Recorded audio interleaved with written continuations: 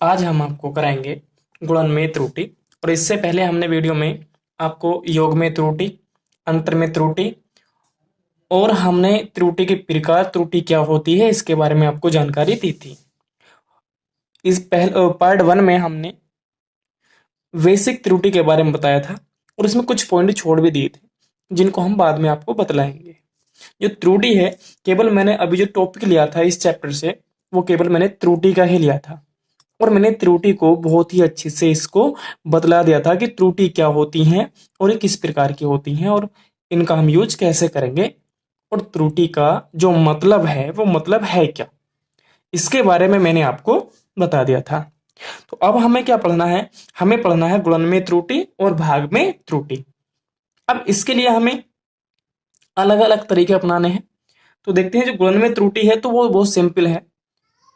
तो अब हमने क्या करना है, अब हम गुणन में त्रुटि को ज्ञात करते हैं। तो देखते हैं कि गुणन में जो त्रुटि है वो है क्या। तो अब हमने क्या करा, अपने पास से हमने कोई भी भौतिक राशि को मान लिया, जैसे कि हमने योग त्रुटि में और अंतर त्रुटि में आपको बताया था। इसी प्रकार से हम यहाँ पर बताएंगे। तो हमने मान लिया कि माना हमारे पास में कोई भौतिक राशि जेड है और इसके दो भौतिक राशियां हैं ए और बी, जो जेड के गुणनफल के क्या है, बराबर है। तो लिख देंगे हम क्या, कि हमने मान लिया कि हमारे पास में माना माना कोई भौतिक राशि है। क्या है? कोई भौतिक राशि हमारे पास में जेड है और दो भौतिक राशि हमारे पास और हैं। दो भौतिक राशियों दो भौतिक राशियों ए व बी के क्या है, गुणनफल के हम लिख सकते हैं बराबर है। यानी कि हम कह देंगे यहाँ पर कि जेड हमारे पास में कोई भौतिक राशि थी और ये जो भौतिक राशि थी वो दो भौतिक राशि ए और बी के गुणनफल क्या है, बराबर है। अब हमें इसमें निकालनी है निरपेक्ष त्रुटि। क्या निकालनी है हमें? निरपेक्ष त्रुटि। हमें क्या निकालनी है यहाँ पे? निरपेक्ष त्रुटि। तो अब हमने मान लिया कि जेड जेड जेड जेड के अनुसार ए व बी में जो हमारे पास में निरपेक्ष जो त्रुटियां हैं, निरपेक्ष त्रुटियां हमने मान लिया कि क्रम से वो क्या है हमारे पास में, निरपेक्ष त्रुटि क्या होती है, डेल्टा से प्रदर्शित करते हैं। डेल्टा जेड, डेल्टा ए व डेल्टा बी है। इस प्रकार से हमारे पास में क्या है, ये निरपेक्ष त्रुटियां हैं। ये हमारे पास में निरपेक्ष त्रुटियां हुई। उसके बाद में अब हमें क्या करना होगा, समीकरण एक से इसका मान कर लेंगे हम। तो अब हमें क्या करना होगा, समीकरण एक से तो जो भी हमने समीकरण एक मानी थी हम यहाँ पर कर लेंगे। तो अब हमें इनमें क्या ऐड कर देना है, इनमें हमें जो भी हमारे पास निरपेक्ष त्रुटियां मिली है इनको ऐड कर देना है। तो z प्लस माइनस का मैंने आपको बताया था, मतलब कि प्लस माइनस का हो सकता है कि हमने जो हमारे पास वास्तविक मान था उससे हमने ज्यादा नाप लिया हो या कम, तो ये होता है। तो हमारे पास में जो है निरपेक्ष त्रुटियां, तो क्या आएगा, डेल निरपेक्ष त्रुटियां। तो ये आएगा जेड प्लस, इसमें ऐड हो गया क्या, जो हमारे त्रुटि निकाली थी बराबर के, क्या है हमारे पास में ए प्लस माइनस डेल्टा ए, और यहां पर भी क्या आने वाला होगा, बी प्लस माइनस के डेल्टा बी। अब हमें क्या करना होगा, इनमें मल्टीप्लाई करनी होगी। अब हमें क्या करेंगे इनमें, तो हमारे पास में हो जाएगा यहाँ पे जेड प्लस माइनस के डेल्टा ए। जब हम इसके मल्टीप्लाई करेंगे तो यहाँ पर आएगा ए बी, इसके मल्टीप्लाई हम इससे करेंगे तो प्लस माइनस यहाँ पर लिख के चलेंगे ए डेल्टा बी। अब हम यहाँ पर इसके मल्टीप्लाई करेंगे तो यहाँ पर भी हम क्या लिख लेंगे, प्लस माइनस लगा लेंगे। और जब हम इसकी मल्टीप्लाई करेंगे तो यहाँ पर जरा ठीक से लिखा नहीं जाएगा, क्यों ए डेल ए और बी एक साथ है, इसका मतलब ये हो जाएगा कि जो है कि डेल्टा ए और बी इसके साथ दोनों साथ है, तो हमने क्या करा, यहाँ पर इसको लिख लिया। अब हमने इनकी मल्टीप्लाई किया तो यहाँ पर क्या आ जाएगा हमारे पास में, ये आएगा डेल ए और डेल बी। अब देखो डेल ए और डेल बी बहुत ही छोटी राशि है। जो डेल ए और डेल बी है हमारे पास में छोटी राशि यानी त्रुटि है, और दोनों त्रुटि हैं तो इसको हम नगण्य मान लेंगे। क्या मान लेंगे, हम दोनों को नगण्य मान लेंगे। तो हम लिख देंगे कि जो हमारे पास में डेल्टा ए चलो गुणा डेल्टा बी क्या है, दोनों त्रुटि हैं, दोनों क्या है हमारे पास में, त्रुटि है। और हमने क्या करा, इन्हें इन्हें क्या करने पर, नगण्य, हमने क्या करा, हमने नगण्य मानने पर हमने क्या करा, इनको नगण्य मान लिया। तो हमारे पास में क्या बचा, ये बचा जेड प्लस के डेल जेड बराबर के, यहाँ पर क्या बचा, ए और बी, यहाँ पर बचेगा ए बी, यहाँ पे क्या बचा, ए डेल बी और प्लस बी डेल ए। अब देखो ये जो हमारे पास में है यहाँ पर, तो ये हमारे पास में त्रुटि आगे निकल गई, क्या आ गई, ये दोनों के यहाँ आपस में। तो एक काम कर लेते हैं, ये हमारे पास में त्रुटि है और ये हमारे पास में वास्तविक मान है, तो यहाँ पे लिख देंगे हम क्या है, ये मान है, और ये क्या हमारे पास में जो इसमें त्रुटि निकल कर आई। तो अब हम लिखेंगे यहाँ पर कौन सी त्रुटि है, निरपेक्ष त्रुटि, निरपेक्ष त्रुटि। तो अब हमें क्या निकालनी है, सापेक्ष त्रुटि, क्या निकालनी है, सापेक्ष सापेक्ष त्रुटि। तो जब हमें सापेक्ष त्रुटि निकालनी है, तो मैंने आपको बताया था त्रुटि तथा उसके जो हमारे पास वास्तविक मान है उसके अनुपात को क्या कहते हैं, हम क्या कहते हैं, सापेक्ष त्रुटि कहते हैं।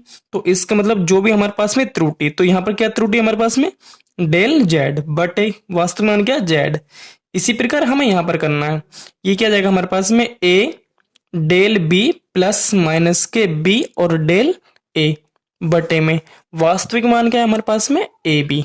ठीक है, तो ये हमारे पास में क्या आ गई, सापेक्ष त्रुटि। अब इसको और भी ठीक से लिख सकते हैं हम, डेल जेड बटे जेड बराबर के, हमने क्या करना है, इन दोनों को अलग अलग कर लेना है, ए डेल बी बटे ए बी प्लस माइनस के बी डेल ए बटे ए और बी। यहां से क्या करेंगे, हम इनको कैंसिल कर देंगे, यहां से ए कैंसिल हुआ, बी कैंसिल नहीं करने वाले कि बी त्रुटि के साथ है और ये वास्तविक मान है। कभी आप इसको भी कैंसिल कर लें और यहां से एक आप ला करके इसको हल कर लें, तो यहां पर बचेगा हमारे पास में क्या, डेल बी, क्या बचेगा, डेल बी बटे बी प्लस माइनस, यहां से ए गायब हुआ तो यहां से क्या हुआ, सॉरी बी से बी, तो यहां बचेगा डेल ए बटे ए। तो इस प्रकार से हमें क्या मिला, ये मिली गुणन के, किसमें, गुणन में सापेक्ष त्रुटि। अब हमें निकालना इसमें क्या, प्रतिशत त्रुटि। तो प्रतिशत त्रुटि में हमें करना क्या है, देखते हैं जरा।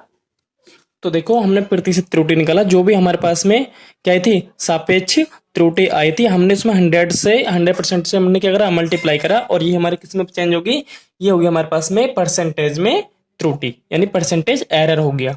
तो इस प्रकार से हो जाती है हमारी क्या, गुणन में त्रुटि। अब हम बताएंगे आपको भाग में त्रुटि, और भाग में त्रुटि के लिए हमें थोड़ा लघु गुणक के बारे में समझना होगा। तो अब मैं आपको कराऊंगा किसमें, भाग में त्रुटि, कि भाग में त्रुटि हम किस प्रकार से करते हैं। मैं आपको इस चैनल के माध्यम से, आपके अपने चैनल के माध्यम से मैं आपको इसमें संपूर्ण कक्षा 11 का फिजिक्स कराऊंगा, क्योंकि 12 का फिजिक्स का जितना टाइम मिलेगा मैं आपको कराऊंगा। और यहाँ पर मैं कक्षा 11 का गणित भी आपको कराने वाला हूँ, 9, 10 का गणित और विज्ञान कराऊंगा मैं आपको। तो यहाँ पर इस चैनल के माध्यम से इतना कोर्स में कराऊंगा, जैसे जैसे मुझे टाइम मिलेगा तो मैं कक्षा 9 और 12 की वीडियो को भी अपलोड करूंगा। ठीक है, तो अब इसके YouTube माध्यम से बहुत ही सिंपल तरीके से मैं आपको संपूर्ण कोर्स प्लस यहाँ पर मैं आपको जो न्यूमेरिकल्स होते हैं अपनी किताब प्लस एक्स्ट्रा जो किताब हैं उनसे बहुत सारे कराऊंगा, जिससे आपको जो थोड़ी अपर लेवल के जो एग्जाम होते हैं उनमें भी आपकी सहायता हो सके। तो अब मुझे करना है भाग में त्रुटि। तो भाग में त्रुटि के लिए भी अगर, हाँ यहाँ पर एक चीज और समझ लेना, अगर हमसे अधिकतम प्रतिशत त्रुटि पूछे तो अधिकतम प्रतिशत त्रुटि भी यही होती है। अधिकतम के लिए जो केवल यहाँ पे गया था, अब जैसे हमने प्लस माइनस लेके चल रहे थे, क्या लेके चला था, प्लस और माइनस, तो अधिकतम के लिए केवल प्लस लेके चलते। अधिकतम जब उसका जब हम किसी संख्या में ऐड करेंगे, क्या करेंगे, हम ऐड करेंगे। देखो यहाँ पर हमने क्या चला, प्लस माइनस लेके चले, यहाँ पर भी प्लस माइनस लेके चला, सभी में प्लस माइनस लेके चले। तो अगर हमसे कहने लगा कि अधिकतम प्रतिशत त्रुटि ज्ञात करो, क्या याद करो, अधिकतम प्रतिशत त्रुटि, तो इसके लिए हमें केवल मात्र प्लस का साइन लेके चलना पड़ेगा, प्लस का। और जब मैं आपको सवाल कराऊंगा तो वहां पर ये सब शब्द आएंगे कि अधिकतम प्रतिशत त्रुटि का ज्ञात कीजिए या फिर अधिकतम निरपेक्ष त्रुटि ज्ञात कीजिए। तो वहां पर मैं आपको इस बारे में बहुत अच्छे से बताऊंगा, सभी सभी जितने भी क्वेश्चन आएंगे सभी क्वेश्चनों में। ठीक है, तो अब मुझे करनी है भाग में प्रतिशत त्रुटि। अब मैंने यहाँ पर कोई मान लिया कि मेरे पास में इसी इसी प्रकार से, जैसे कि मैंने अभी आपको योग, अंतर और गुणन में बताया था, इसी प्रकार से यहाँ पे मान लिया है कि मेरे पास में कोई भौतिक राशि जेड है और कोई अन्य दो भौतिक राशि क्या है मेरे पास में, ए और बी है, और उनका जो अनुपात है वो जेड के बराबर है। या फिर ऐसे लिख सकते हैं कि माना मेरे पास में दो भौतिक राशियां हैं, हमने मान लिया कि माना ए तथा बी, ए तथा बी भौतिक राशियों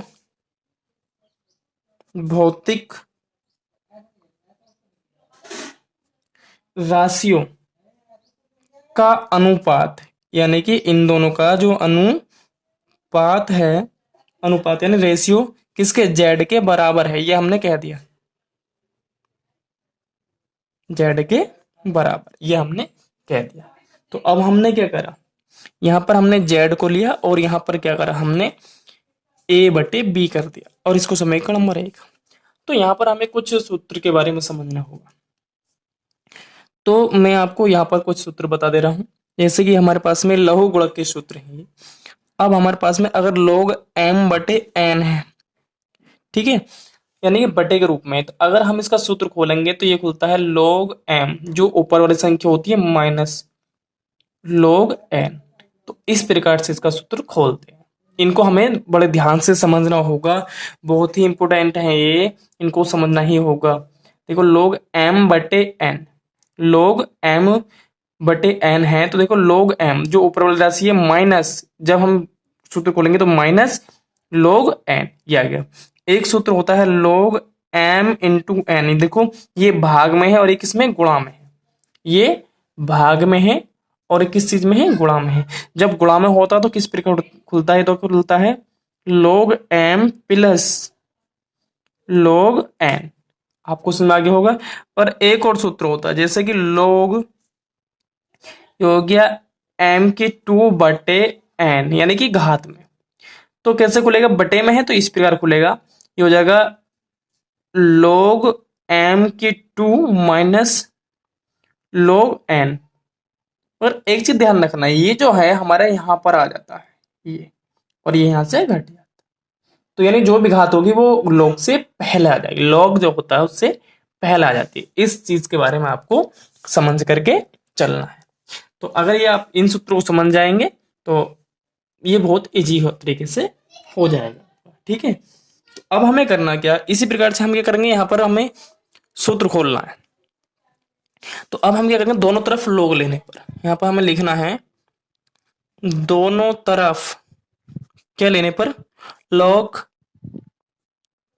लेने पर। तो हमने क्या करा, दोनों तरफ log लिया और यहां पर कर लिया हमने log z बराबर log a बटे b।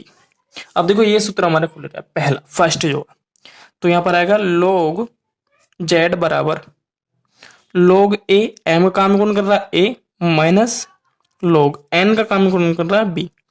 अब एक चीज और ध्यान रखना, एक हमारा डिफरेंशियल होता है यानी कि अपकलन होता है, और जिसको हम आंशिक अपकलन बोलते हैं। अगर हमारे पास log x है, अगर हमें उसका आंशिक क्या करना है, आंशिक अपकलन करना है, तो ये हो जाएगा डेल x बटे x, इस रूप में ये आ जाता है। ठीक है, जो भी हमारे पास में यहाँ पर कोड होगा वो हमारे इस रूप में आ जाता है। कब आता है, जब हम उसका आंशिक अपकलन करते हैं। आंशिक अपकलन आपको आगे जाए पढ़ना मिलेगा, यहाँ पर केवल आपको ये समझ के चलना है। तो अब मैं यहाँ पे क्या करूंगा, आंशिक अपकलन करने पर, आंशिक अवकलन करने पर, ठीक है। अब हमने क्या करा, यहाँ पर आंशिक अवकलन किया, और जब हम इनका आंशिक अवकलन करेंगे, क्या करेंगे, आंशिक अवकलन, तो किस रूप में हो जाएगा, ये हो जाएगा हमारे पास में डेल जेड बटे जेड बराबर के डेल ए बटे ए प्लस माइनस, यहाँ पे लेके चलेंगे हम, या प्लस प्लस से लेके चल लो, कोई दिक्कत नहीं, प्लस माइनस लेके चलेंगे हम जब आंशिक हो गया। उसके बाद में हम यहाँ पे कर लेंगे क्या, डेल बी बटे बी, क्या जाएगा, डेल बी बटे बी। तो इस प्रकार से हमारा क्या हुआ, ये इस प्रकार से हमें मिल जाता है निरपेक्ष त्रुटि। क्या मिल जाएगी, निरपेक्ष त्रुटि। अब हमें करना होगा, अब हमें अधिकतम निरपेक्ष त्रुटि निकालनी है। क्या निकालना है हमें, अधिकतम। मैं यहाँ पर बता देता हूँ, अगर हमसे कहने लगा कि यहाँ पर भी प्लस माइनस होता है और यहाँ पर भी हम लिख सकते हैं कि प्लस माइनस कुछ दर्शा रहा है कि इसमें हमने इसके मापन में ज्यादा लिया है, वास्तविक मान से ज्यादा करा है या कम। तो अगर हमें निकालना है कि अधिकतम भागफल निरपेक्ष त्रुटि, क्या अधिकतम, यहाँ पे मैं लिखे दे रहा हूँ इसको, यहाँ पर मैं लिखे देता हूँ इसको, ठीक है। अधिकतम भाग में कर रहे हैं ना, भागफल, या ऐसे भी लिख सकते हैं अधिकतम त्रुटि, अधिकतम भागफल निरपेक्ष त्रुटि। तो भैया इनने अधिकतम का नाम लिया है, जब अधिकतम नाम लिया है तो हम कह देंगे यहां से माइनस का चिन्ह हट जाएगा, क्योंकि हमसे न्यूनतम की बात नहीं कही है, उसने की है हमसे अधिकतम की बात। तो केवल किस चीज चिन्ह आएगा, प्लस का आएगा। तो इस प्रकार से क्या जाएगा हमारे पास में, अधिकतम निरपेक्ष त्रुटि, यानी कि माइनस का चिन्ह यहां से चला गया। अब हमें दिखाना है सापेक्ष त्रुटि। क्या निकलना हमें, सापेक्ष त्रुटि। तो हमें सापेक्ष त्रुटि भी क्या होगी, यही होती है। निरपेक्ष हमने पहले निकाल लिया, इस प्रकार से हम इसमें क्या निकाल सकते हैं, भागफल में अधिकतम निरपेक्ष त्रुटि। अब इस प्रकार में हम सापेक्ष त्रुटि भी बोल सकते हैं इसको, ठीक है। सापेक्ष त्रुटि नहीं, प्लस माइनस में यही होगी, ये होगी हमारे पास में, क्या हुआ, सॉरी, अगर हमने प्लस माइनस यहाँ पर हमने बाहर निकाल लिया इसको, तो ये कहलाएगी हमारे पास में क्या, ये कहलाएगी हमारे पास में निरपेक्ष, अधिकतम निरपेक्ष, और ये कहलाएगी हमारे पास में सापेक्ष, सापेक्ष त्रुटि, ठीक है। यहाँ पर गलती होगी थोड़ा सा, अब ये होगी हमारे पास में सापेक्ष त्रुटि। अब हमें निकालनी है अधिकतम प्रतिशत त्रुटि, या प्रतिशत